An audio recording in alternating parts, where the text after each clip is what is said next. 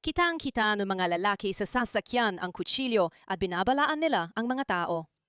Umalis, umalis, tumakbo, tumakbo, sigaw nila. Sa mga video sa social media, makikita ang matandang lalaki sa hintuan ng bus bago siya biglang atakihin. Ang mga lalaking kumuha ng video at nagsabi sa mga tao na tumakbo ay nagsabi na parang hindi narinig ng biktima sa hintuan ng bus ang babala nila sa tamang oras. Kapag sinabi naming Chancellor, gawing pandaigdigan ng intifada, hindi ito isang malikhaing talinghagang sigaw.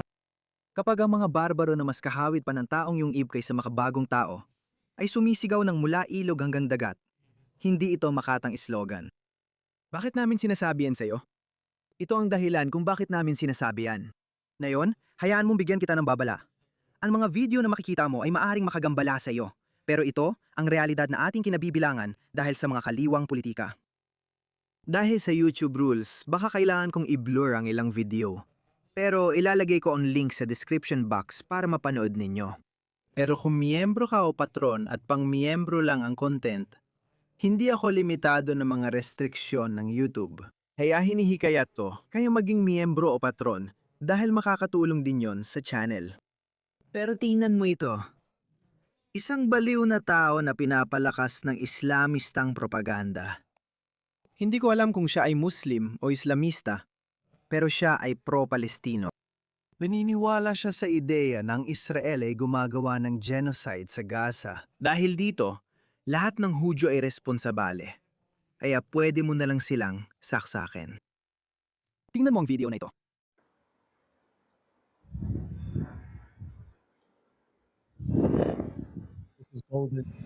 Ang ginto ay berde. Sinaksak lang niya ang isang random na lalaking Hudyo sa likod ng punong ito. Gaya ng nakikita mo. Tatangkain niyang tumakas. Susubukan niyang tumakas. Sa kabutihang palad, ang teroristang pro-Palestina ay isang matabang payaso. Kaya hindi niya sila nasundan. Iyan ay isang anggulo lang. Hayaan mong ipakita ko sa iyo ang isa pang anggulo. Tingnan mo itong lalaki, bagong gising, tahimik lang, matanda na, tapos boom! Diretso niyang tinumbok ang jugular, gaya ng sabi sa Quran, at itinuro ni Muhammad Hijab kung paano gawin ito. Magdudulot ako ng takot sa mga kaaway, sindak. Tirahin sila sa itaas ng leeg.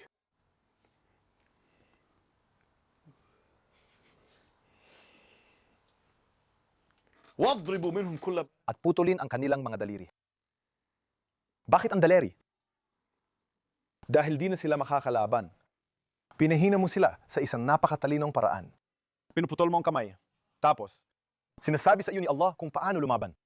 Kung mapapansin mo, ipinapakita niya sa iyo ang mga galaw at ang mahalaga, patayin mo agad sa isang atake.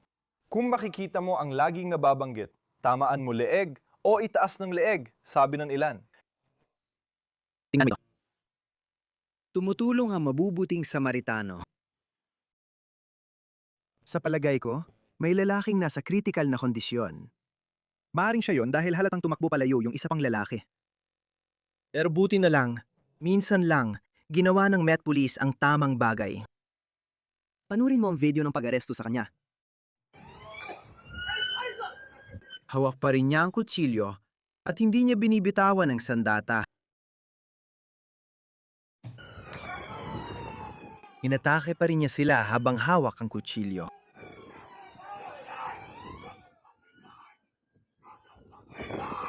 Bibitawan niya ang kutsilyo.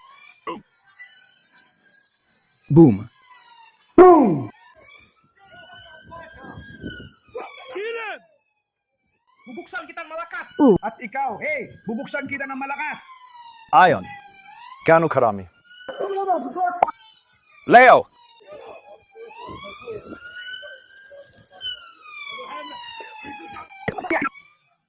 Tingnan mo ang paa na yan. Sana maging maayos tayo. Kaya ako nung maayos. Hindi ako magiging maayos. Ikaw? May natitira pa akong kaunting dulo. May sindi ako para sa hirap.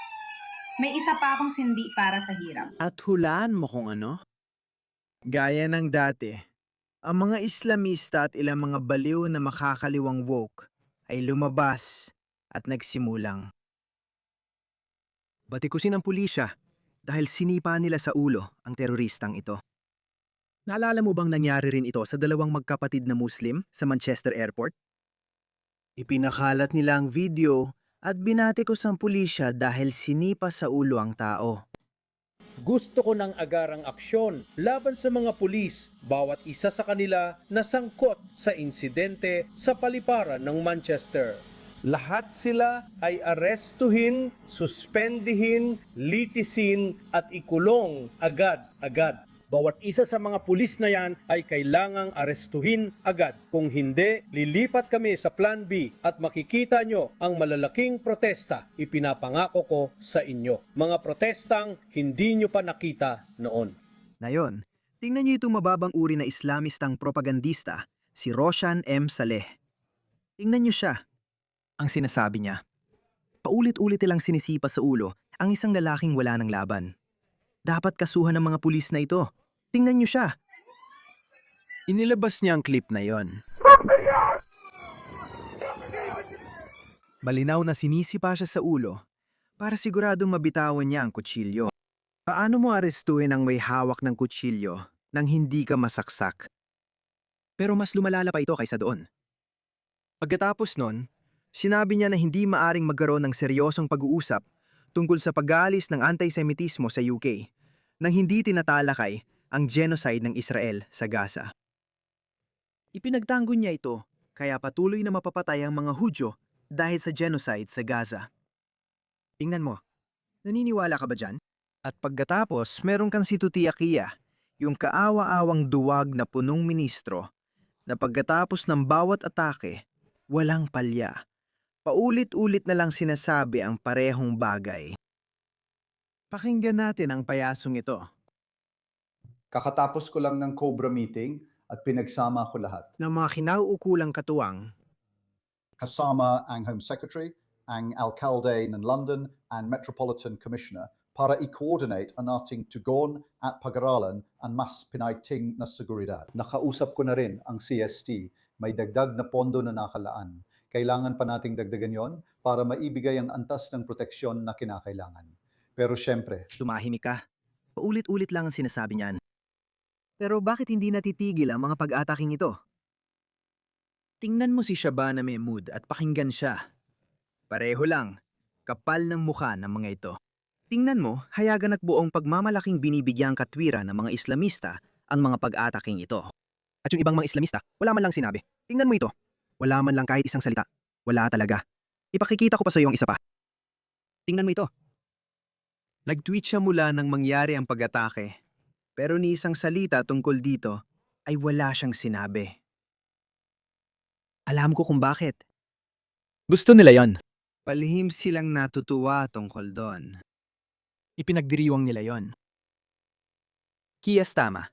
Kung seryoso ka sa pagpuksa sa antisemitismo at gusto mong matigil ang mga pag-ataking ito, tugisin mo ang mga Islamistang ito.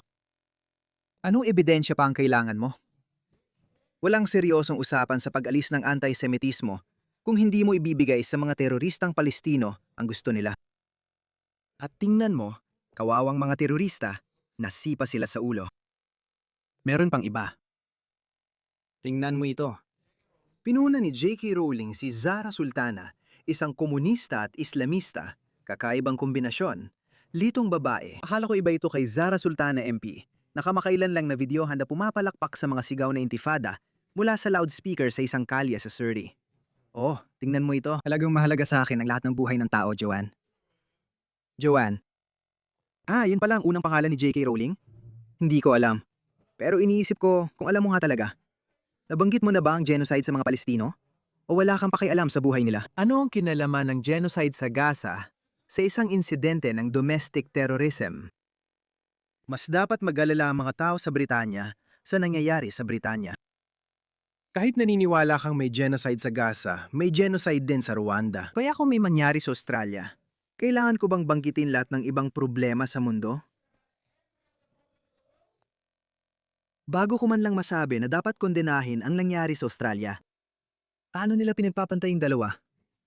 Seryosong may problema sa pag-iisip ang mga taong ito. Lumalabas ito dahil iba ang kanilang mga pinapahalagahan. Ang babaeng ito ay hindi isang Briton. Isa siyang Islamista sa puso at naniniwala isa siyang sosyalista. Alam mo yung sinabi niyang, pinahahalagahan ko ang lahat ng buhay ng tao. Hanggang ngayon, wala pa rin siyang sinasabi tungkol sa Oktubre 7 o tungkol sa mga Israeli na bihag o tungkol sa mga Hudyo na pinatay ng mga teroristang Palestino. Hindi pa siya nagsalita tungkol sa kanila. Tingnan mo si Shobana Mahmood. Pareho lang na walang kwentang pahayag.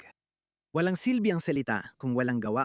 Gusto kong linawin na ito ay isang nakakatakot na pag-atake at idineklarang insidente ng terorismo. Nasa isip ko ang mga biktima, ang kanilang mga pamilya at ang mas malawak na komunidad. Ang pag-atake sa mga Hudyo ay pag-atake sa ating lahat. At sineseryoso namin ang kaligtasan ng ating komunidad ng mga Hudyo. Seryoso talaga namin itong tinatrato. Halos kada 2 linggo may ganitong pag-atake sa Australia at mangyayari rin ito dito.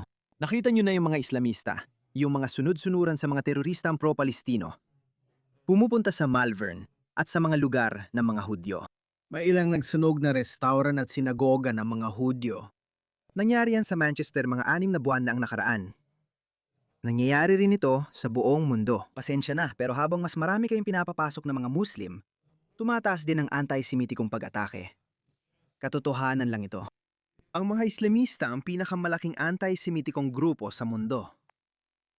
Wala nang pagdududa riyan. Tapusin na lang natin ito sa magandang punto gamit ang video na ito.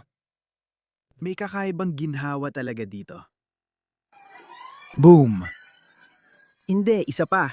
Boom! Boom! Birahin mo siya, patayin mo siya. Patuloy mo siyang sipain. Kaya mabuti pala yon. Pero itong mga walang saysay na pahayag ng punong ministro at Home Secretary ay walang ibig sabihin. Hayaan mong manghula at magbigay ng prediksyon.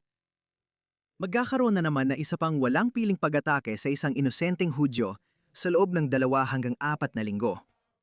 Isa pa, sigurado mangyayari yon. Makikita natin paulit-ulit ang parehong pahayag mula kina Keir Starmer at Shobana Mahmood. Parehong salita lang lagi. Hindi nila binabago ang mga salita. Lubos kaming nabigla sa teroristang pag-ataking ito. Hindi katanggap-tanggap ang pag-atake sa komunidad ng mga Hudyo. Tinitiyak ko sa inyo, ginagawa namin ang lahat para pigilan ang anti-Semitismo. Iyan ang sasabihin nito. At patuloy pa rin itong mangyayari. Sa tingin ko, dapat umalis na ang mga Hudyo sa Inglaterra. Seryoso, ibenta nyo na lahat. Umalis na kayo. Naging basurahan na ang UK. Pasensya na.